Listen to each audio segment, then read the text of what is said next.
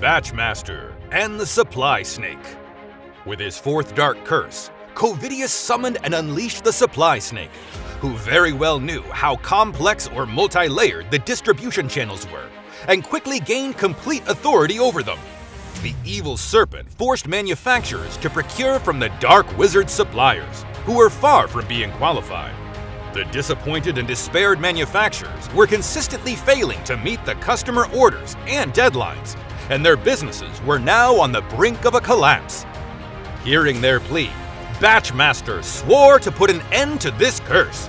By using Supply Snake's spells against it, he created Distro Powder that could connect all the dots of the supply chain, from suppliers to customers, requisitions to quotes, vouchers to invoices, and accounts payables to accounts receivables.